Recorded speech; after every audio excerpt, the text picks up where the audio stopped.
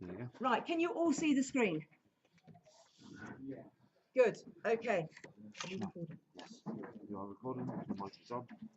Right, as you know, this exam is 2 hours and 15 minutes. We have 1 hour because we are doing questions 1, 2, and 2, 3, and 4. Stop talking. Johnny, do you think you need to move so you're not so easily distracted? Who's that beside you? Yes. Who are you? Pardon? Jake, could you move, please? Well, so one of the other desks that nobody's sitting at with a paper on. Right. Yes, as long as you don't talk. Thank you. Right then. You are going to open your insert and you need to read it. But before you do that, I want you to have tomorrow 3 different coloured highlighters. You need 3 different colours. I've got actually quite a few here, but you need to make sure you've got enough. You also need to make sure that you've got at least 1 pen in reserve because you do a lot of writing in the English exam. You cannot afford to waste the time for a new one to be brought to you because we all know the timing is really, really tight. So first thing I want you to do is read the question paper, not the insert, because when you're reading the insert, because you're the top banded B and above, grade 6 and above, you should be reading with the view to answering those questions in your head as you go. All right. So question 1 is going to be very quick. We're not even going to stop on that because if you can't get those 4 questions right, I'm a little bit concerned. So question 2 is going to be the conditions faced by nurses are challenging. Okay, that is what you need to highlight there. And you're going to write a summary of the differences. Summary of the differences. So make sure you've highlighted the conditions faced by nurses. Okay, right, now go to question 3 very quickly. What are you doing? What's your hands up for? No, you don't need one today. If you haven't bought one in, then just circle stuff. Question 3, right, it's going to be source B, lines 1 to 18. How does the writer use language to describe her experience as a nurse? Right, so that's what you're going to keep in mind when you're reading those bits. Question 4 is always viewpoints and perspectives on paper 2. And you need to look at both sources, and that will be green for me. So we'll have the whole of source A, the whole of source B, compare their views and ideas on nursing. You need to look at the methods, compare that and identify their different ideas and support with quotations, but we will do that as we go, what you need to do for each one. So then, now move over to your insert, open it, and as you go, remember the first time you're reading this, as you go, literally just read it, but remember those things that you're keeping in mind. All right, Johnny, you're going to have to get used to having this question paper and the insert on the same page. Oh, beg your pardon, thank you. Right, so in silence then, read those 2. Remember, you must look at either the front cover that will tell you that this is non-fiction, obviously, which means it's real. It's an article from the Guardian newspaper. You need to understand what their biases are. It's really important before we go into the exams.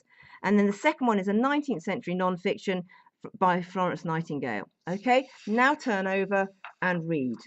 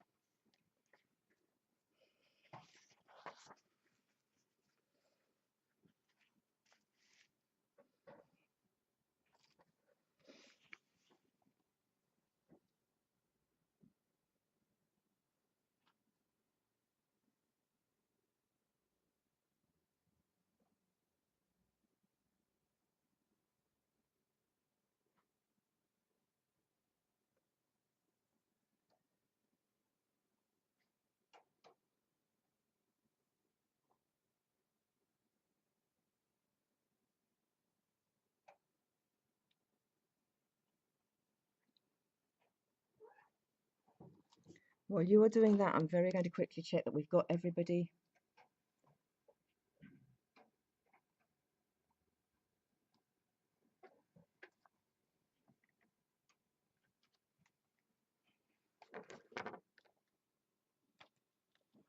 Nathan? Is Nathan here? Nathan Ireland? Okay, thank you. Mickey? Theo? That was a yes, yeah? Yeah. Why are you being stupid, machine? Okay. Alistair? Yes or no? Okay. Johnny? Alex? Bailey? Adam Catley? Dion? Callum? Henry? Jake? Rivenu? Saroj? Tim? Arjun? Luke? Gian? Luke? Wells? First one was Luke Roberts. Yeah. Second one, Luke Wells. Thank you. Cyrus? He's in the exam, yeah. Thank you. Django? Alex is in the exam. Adam? In the exam. Ollie? Okay, thank you. George?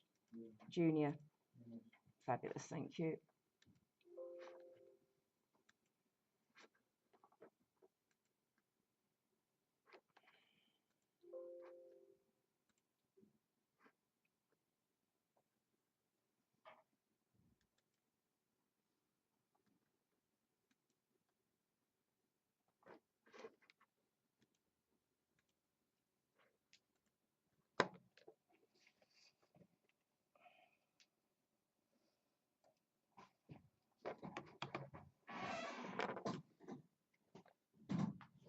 Why are you so late?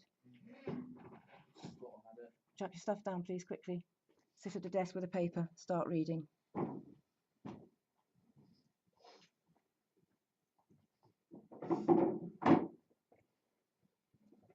Very quickly glance at the questions to know what you're going to be in your head already, what you're aiming at. Who are you, sorry? You're Alistair. Okay, thank you.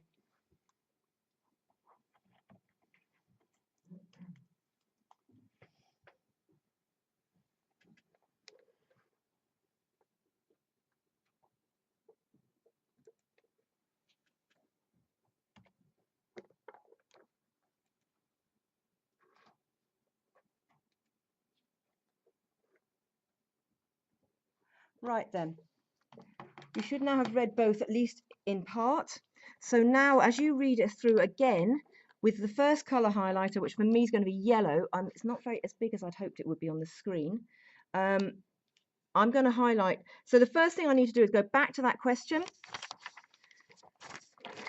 So go back to question 2 on our book, and I will highlight, as I did as I was reading it, what I need to be focusing on. It's the conditions faced by nurses, and they are challenging. Use details from both sources to write a summary of the differences. You are not being tested on your ability to copy. You are being tested on your ability.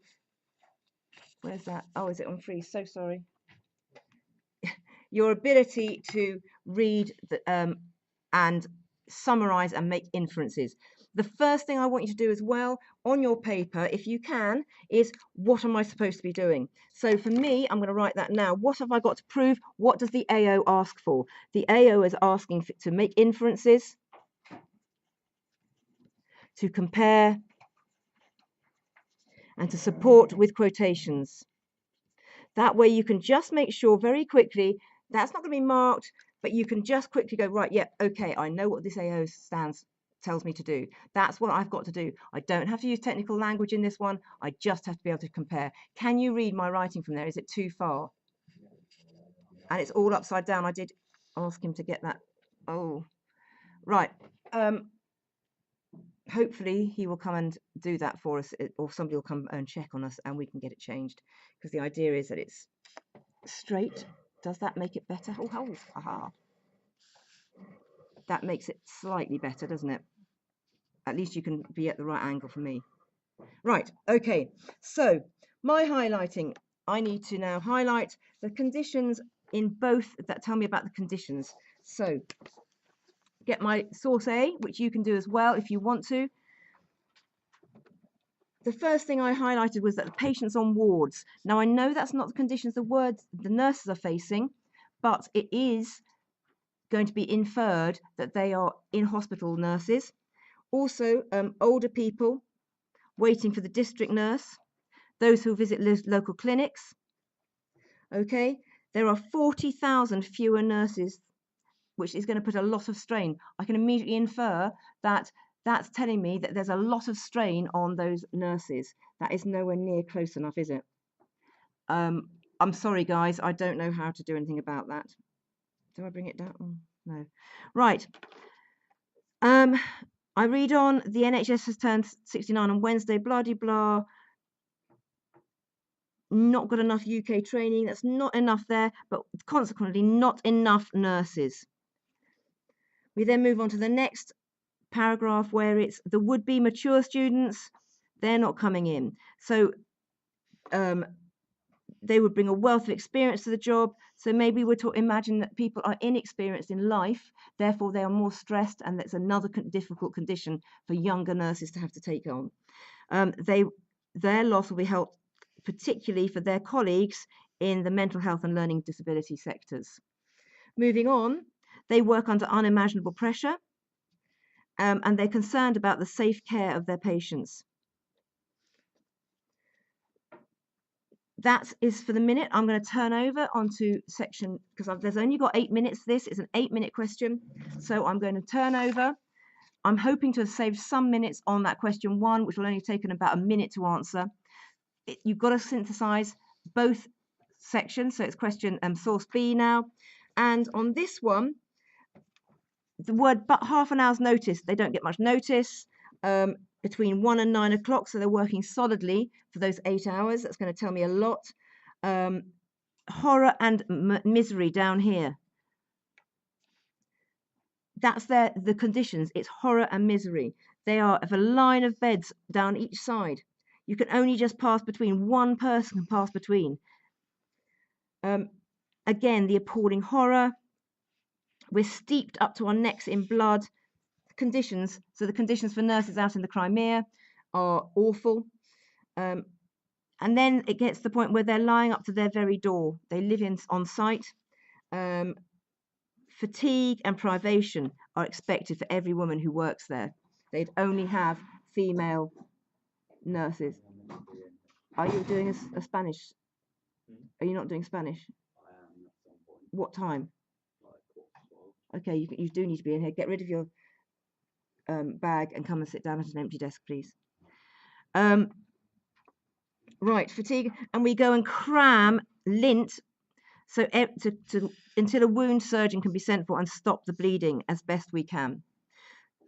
Okay, so writing about this one, what do I have to do? What does the AO tell me I have to do? So it tells me inference, compare, support.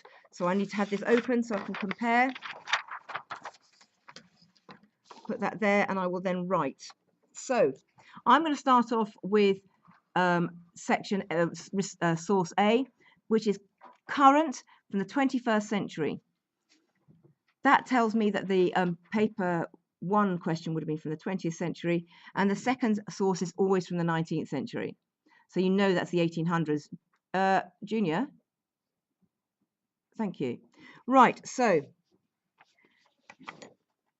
go straight into the question, getting marks. Do not do your lovely intro sentences, repeating the question. You just don't have time for that. So with 40,000 fewer nurses than needed, and I can infer that it's across all disciplines because we get the list. Those that are there,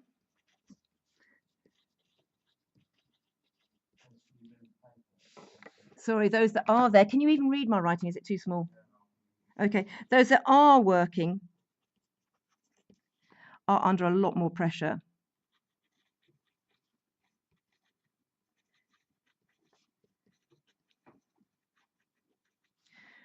ranging from the community, and then we put our quotation in, district nurses,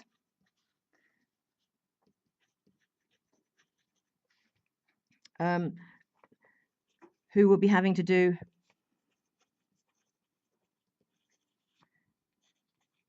far more visits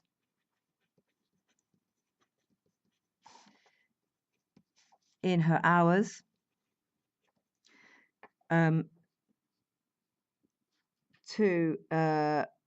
so patients are kept waiting.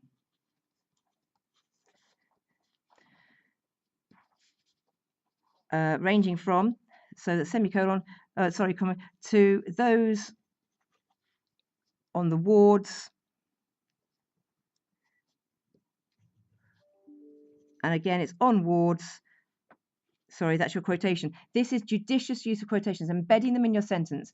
Do not use the expression, this quote shows that. For a start, you don't have time, and secondly, it's not using judicious use of quotations, which is what we're needing to do. To those on wards where nursing staff are so under pressure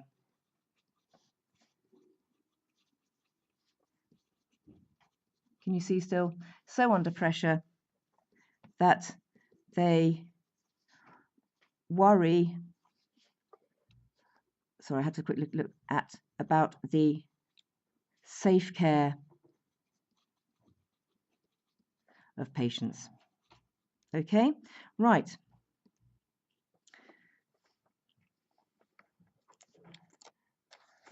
Furthermore, yeah? You're not writing the whole answer down, guys. If I were you, I would just write notes. You can do, but you can just write notes so they can take them home. Sorry, where that they are worrying about kept waiting, to those on wards will be having to do far more visits in her hours or their hours. As I say, you shouldn't be writing this word for word. You should just be noting notes on what I've picked out. Okay. Furthermore, the worry of debt prevents experienced older applicants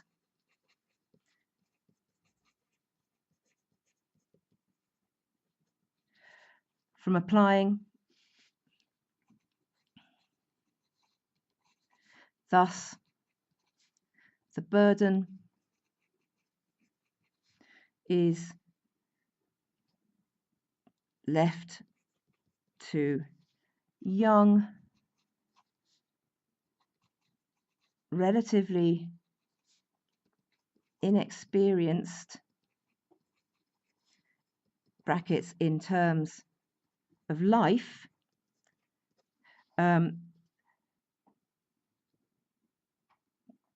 postgraduates.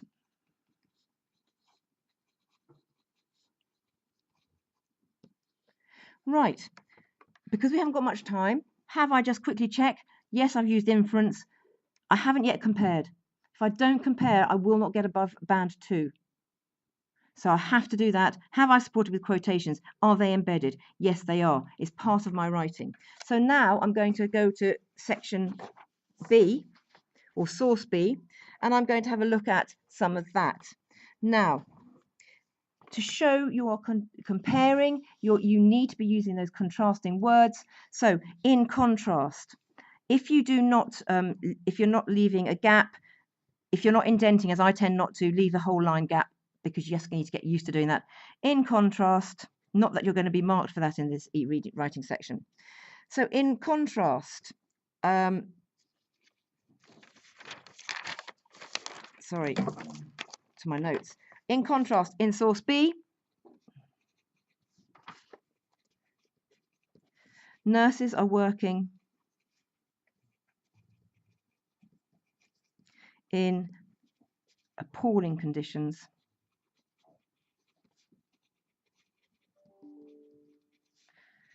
with only, and then highlighting matting. I didn't highlight that, but I remembered it's there, and I suddenly thought, well, yes, actually we'll include that, with only matting on the floor. Oops, on the floor. And the mattresses are laid straight to it. Okay, are put straight onto it. My inference here, that's all straightforward. Sorry, and instead of put, I'm going to change that to my quotation. Laid down, quotation, straight onto it. I need to make my inference here. This would mean that nurses are having to continually bend down to floor level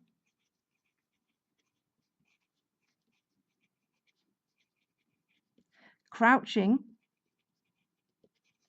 so they can move easily, move slightly more easily, turn the page over slightly more easily, because in the 19th century they would have been wearing cumbersome, here's our cumbersome and heavy long ankle length skirts, spelt wrong, skirts, and long sleeved blouses. Okay.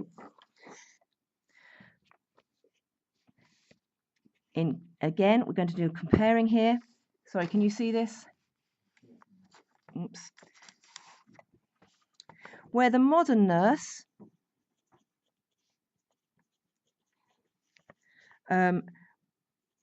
would regret making a patient wait a little longer,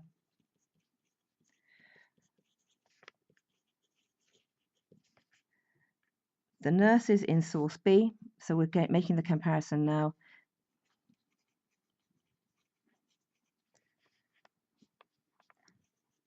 are rushing between patients, stuffing open wounds to stop the hemorrhaging. Now, I'm going to spell hemorrhaging how I hate this word. I don't like it. I know it's spelt weirdly, but I'm spelling it my best way. It doesn't matter. Do not worry. In the reading section of the exam, you are not marked for spelling, punctuation, and grammar. So so long as it's phonetic and the examiner can understand it, write it. Do not spend time. Okay? It is actually later on in your book. It's HAEMORRHAGING, which is in fact how I've spelt it. Full stop. Although nurses today work 8-hour shifts, they do have, we don't have much longer on this one, the RCN, Royal College of Nursing, to look out for them, for their rights. And they do at least leave the hospital, the workplace, because it may be out in the community, to go home at night.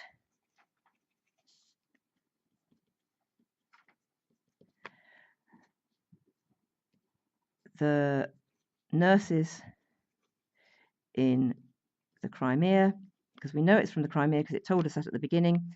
The nurses in the Crimea lived on site with patients lined right up to their door, lined in corridors, and the quotation is right to there, and then because they say our, so we're changing that to, and then we literally put it in quotations, those two words, their very door. There was no, just to finalize, escaping the horror and misery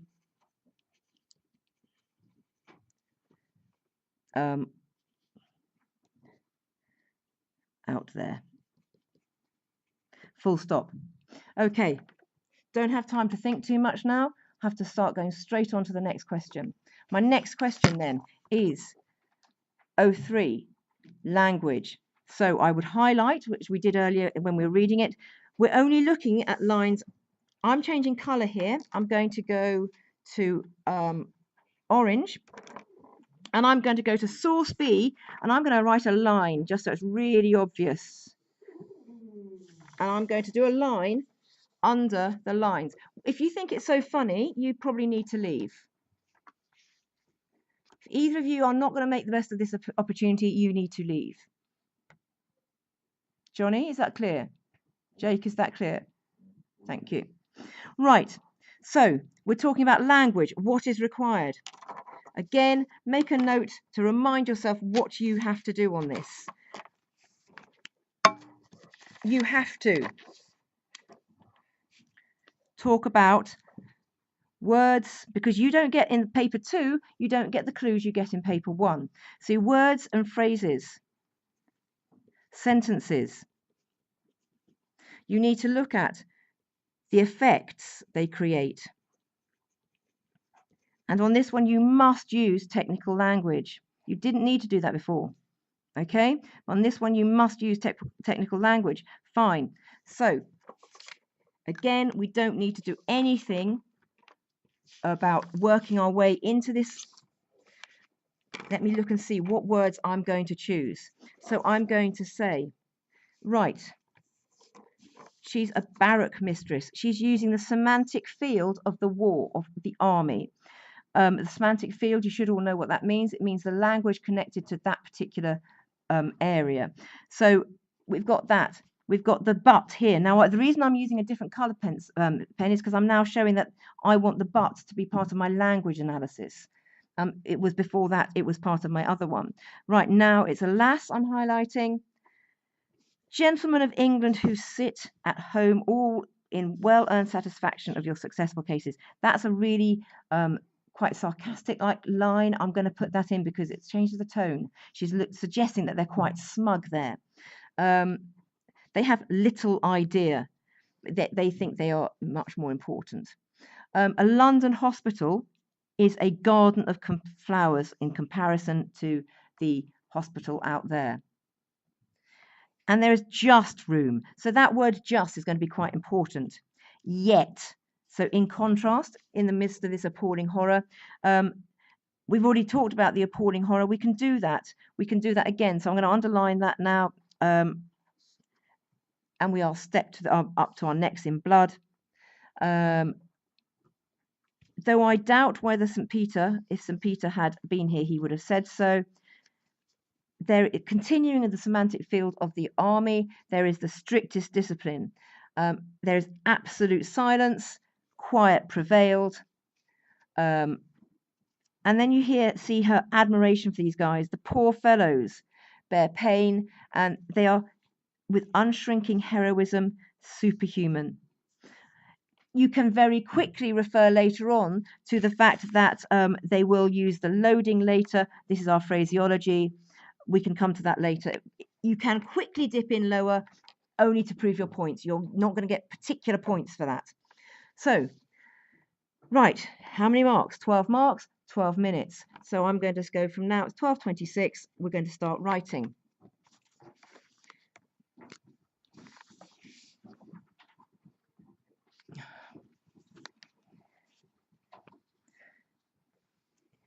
So again, don't waste the time going into the writer uses various types of language. So immediately, the semantic field, technical language,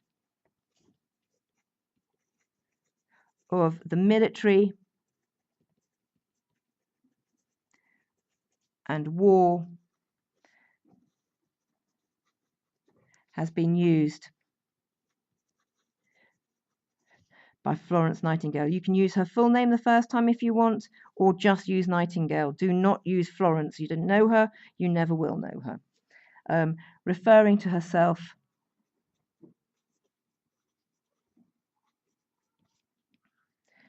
as the, and I'm only going to put the barrack mistress because that's the part that's related to the semantic field of the army. The mistress bit isn't, okay? So we can just put that in afterwards. But the quotation I'm looking at is the barracks, okay? And the effect of that is thrusting the reader straight into the realities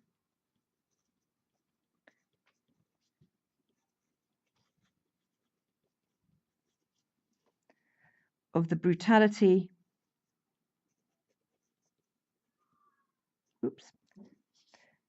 of the location, as opposed to the expectation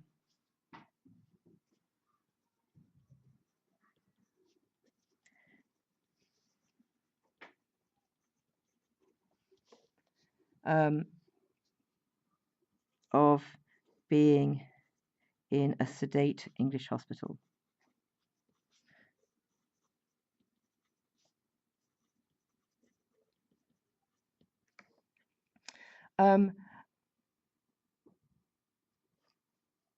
She then stresses the conditions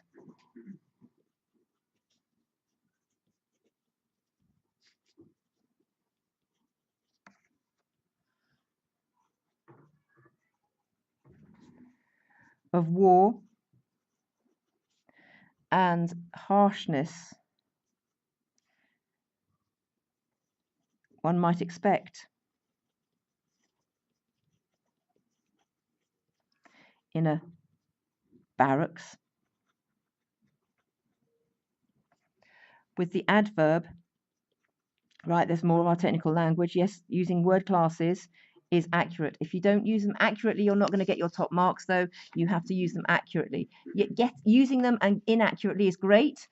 You get some marks, but for you lot, you need to be knowing your word classes.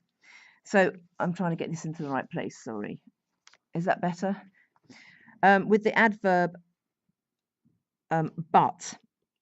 Now, in this case, it is an adverb, not a conjunction, because it's stressing how little time they had. To stress how little time, how little notice they had in which to prepare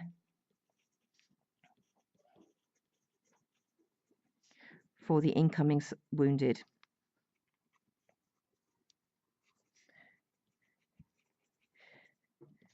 They had but half an hour. Okay? Right. Half an hour, sorry. Before the wounded were landed, continuing the use of the military semantic field.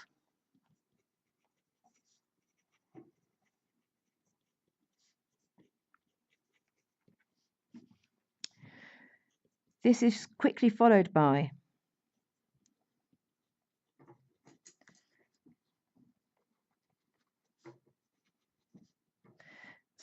the exclamatory, again, technical language, alas,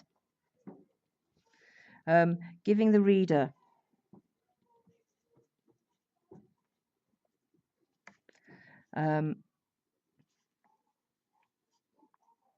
an idea of how unhappy Nightingale is, or even horrified,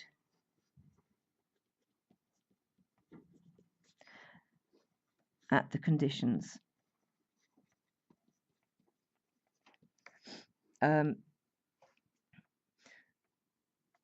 She continues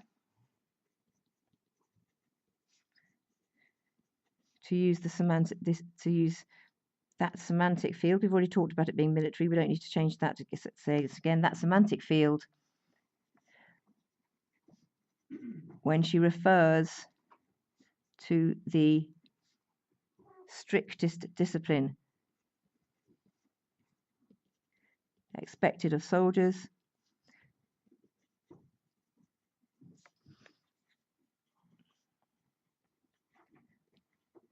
even when they are lying injured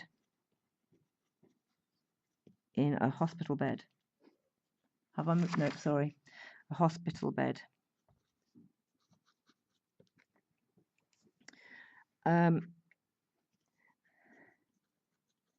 There was silence in fact, I'm not going to bother with that now because we're not got enough time. The language used is very direct, is very explicit and direct when referring to conditions in the Crimea. Now, bearing in mind I'm writing this and talking to you, it's a bit slower, so you can put in some of those other things we talked about if you have time tomorrow in the Crimea, which would have immediately turn over.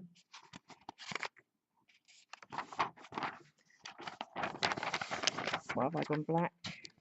Yikes. Eek. I don't know what's happened here, guys.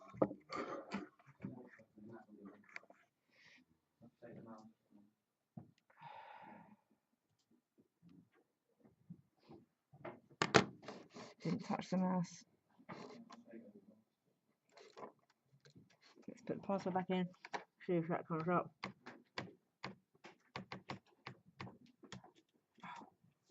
That's good.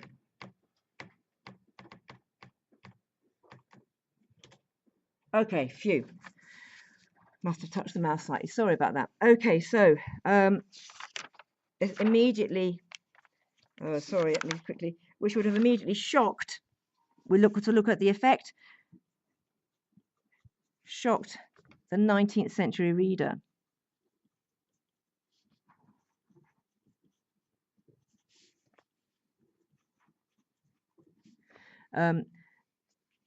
That genteel, not sure if that's spelt right, but I think it is, women were being, don't forget, at that point women were very much protected, they were looked after, you did what daddy told you to do, if you're of the higher classes or even the middle classes, and these are the women who'd be out there nursing, were being steeped in blood,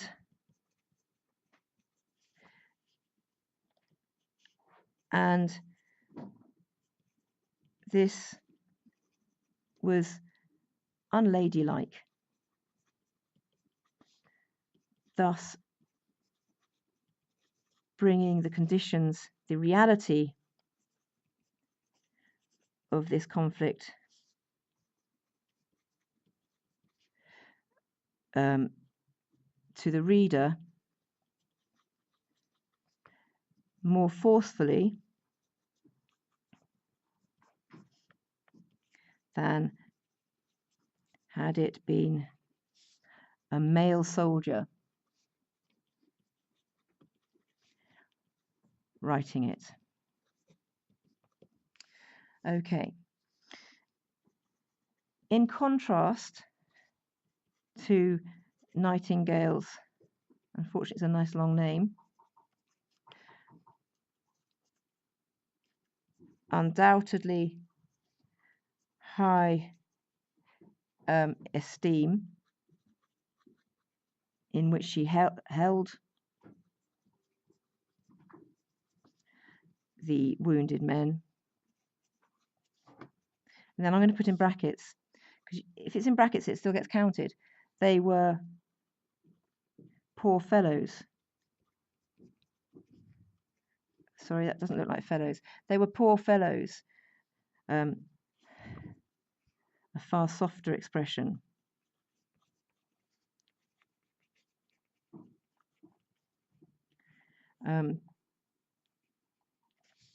And her reference to them being superhuman. So in contrast to that, in contrast to Nightingale's undoubtedly high esteem in which she holds the wounded men, they were poor fellows, a far softer expression, and her reference to them being superhuman, she is scathing in her references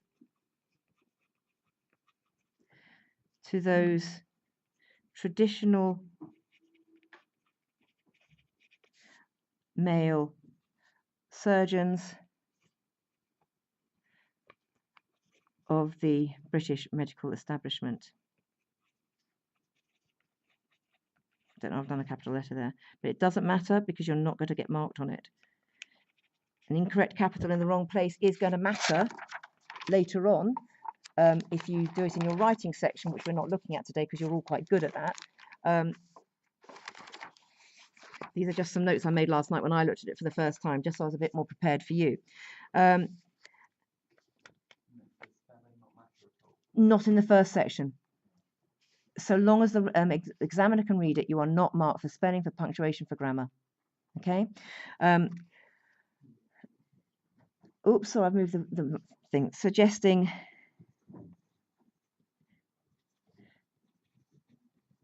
that they just sit at home,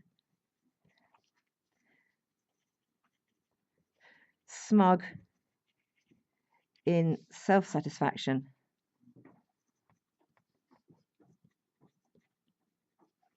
at their, and it's almost well earned, earned in their well earned, and what's the line? It says they're well earned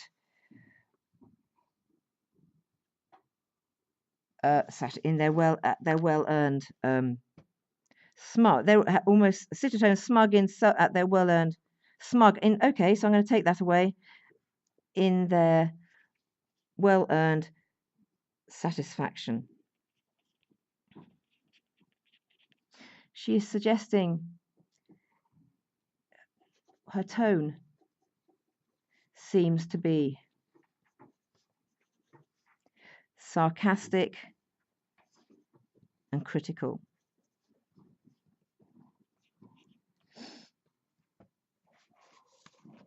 Okay, they have little idea about the nursing and medical conditions.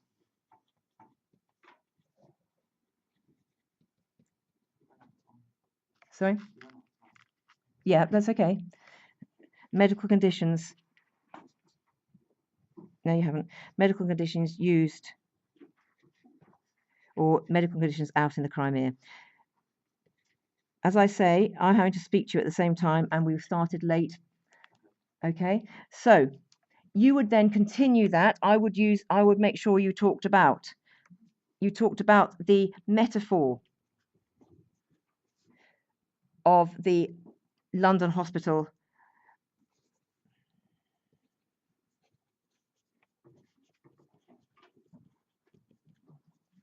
it being, okay, metaphor of the London hospital being a garden of flowers. You do not lose marks if you don't hit the sentence thing, but you could, in that very first sentence, you could have talked about how very chaotic it seems, how much they're having to get done in their 8 hours, because we have a long sentence, a long complex sentence listing all the things they have to do. Between 1 and 9 o'clock, we had the mattresses and stuff sewn up, laid, only the mattress on the floor, the men washed, put to bed, all their wounds dressed. That long sentence listing all the things they had to do, all the various things they had to do, emphasizes the chaos and the pressure these nurses were working under. You would have time to do that. You've got 12 minutes. I've had to talk it through to you and write at the same time. Right, we're now going to go very quickly, because we only have 10 minutes more of this session, on to question 3, which is looking at the whole source of both sources, and it's looking at the, sorry, I'm opening this up, looking at the views and perspectives. It is always the views and perspectives. So the first thing I need you to do is, again, what do you have to do? You have to identify those views and perspectives. That's there. Okay? Compare the methods. That's going to need terminology. You've got to include quotations. This one tells you, so that's fine. You can just highlight them. Right. You need to know your background information. Source A. You've got 5 minutes to plan this, 15 minutes to write it roughly, they suggest. Source A is The Guardian. Okay, left-wing newspaper.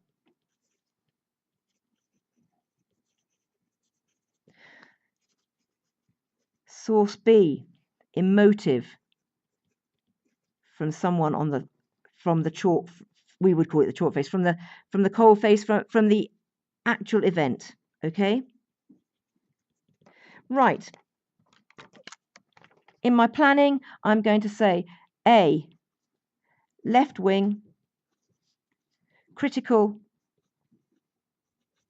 of government, cuts, mentions conservative, and this is my planning, the Conservative health minister,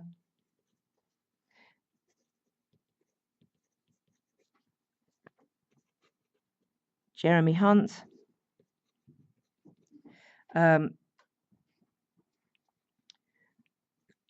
suggesting criticism all the way through.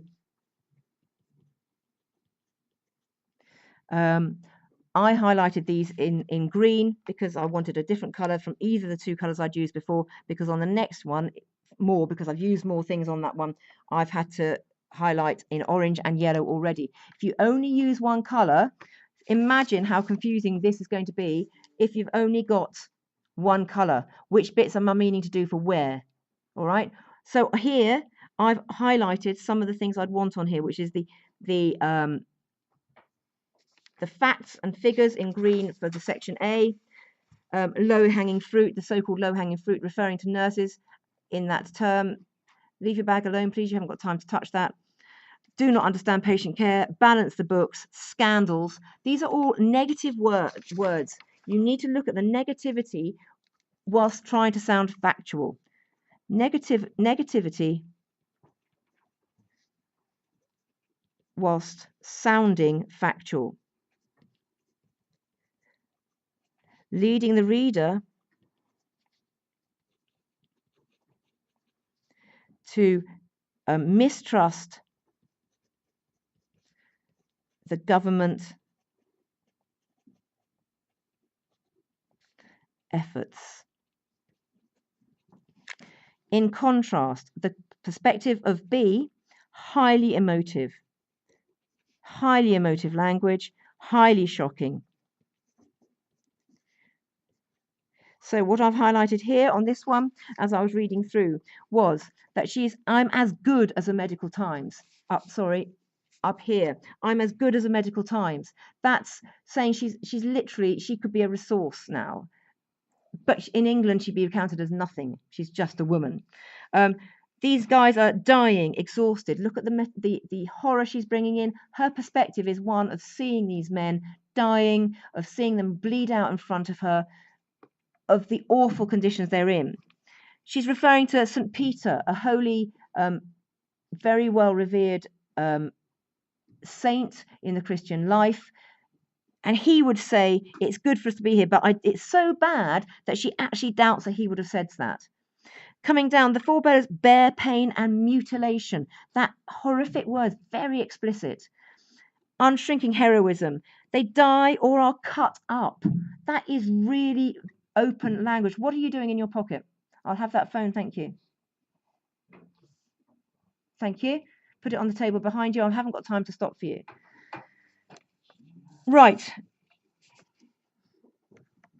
I think, again, shocking. Turn around. I don't think it's funny. I think we have not an average of 3 limbs per man on our corridor. So the whole corridor, we don't even have 3 limbs per man, in which case that's arms and legs. That's pretty horrific. It's melancholy. They are exhausted. They give up hope. And literally one poor fellow, exhausted with hemorrhage from bleeding out, has his leg amputated as a last hope, and 10 minutes later dies. His body is sewn up in its blanket and carried away. I think it's timing out. Nope, it's done it again. Okay, so the joint and fracture starred all around, stumps for arms, lost an arm. And here the balls, they mean the cannonballs, the pellets from the rifles. Okay, they go in where they do and do as much harm as they can in passing. Really graphic language. She seems out to shock. Her purpose to highlight the appalling conditions.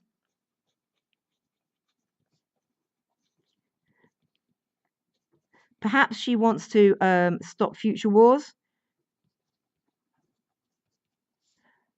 So she wants people to think about, people who are safe at home, to think about future wars. Perhaps she wants more people out there. Okay, so that's my plan. I've made sure I've done, have I identified both viewpoints? Yes, I have. Have I used terminology? Yes, because it's graphic, like emotive. We are trying to manipulate the reader here. And that's the methods. It doesn't have to necessarily be the terminology, but you tend to use it. And you can say with the graphic verb, the graphic adjectives, the graphic nouns, the use of amputated as an adjective. Very, very shocking. So to start writing that off, and we literally have no time left, you can write that literally, you can then write that out into sentences. Okay, you need to make sure your timing is tight. Look at the minutes. This one has a little bit longer because it's 16 marks. It allows 4 or 5 minutes of planning like this and then moving on, which is why I say in that quarter of an hour time that you're reading, don't just sit and read and then sit back. Highlight for each question in a different color, so it's really quick to identify which question you're doing, which identifying quotations you're going to use. Okay, does that help anybody? Everybody feel a little bit more confident about doing that tomorrow? Maybe? Right, okay, well, that's what we'll do tomorrow. Tomorrow you will have a new exam paper. You'll bring nothing in with you. Can you make sure you leave, boys, can you make sure you leave your bags in your lockers in future? Bring with you 3 different color highlighters and at least 2 good pens that you can write with. Okay, I will see you tomorrow. Take your notes home and look at them. Yeah. I want to say I was looking at the next lesson. Yeah, but to be honest, you shouldn't. It's an exam condition. That's fine. Thank you. Go on, you're UGM. Yeah.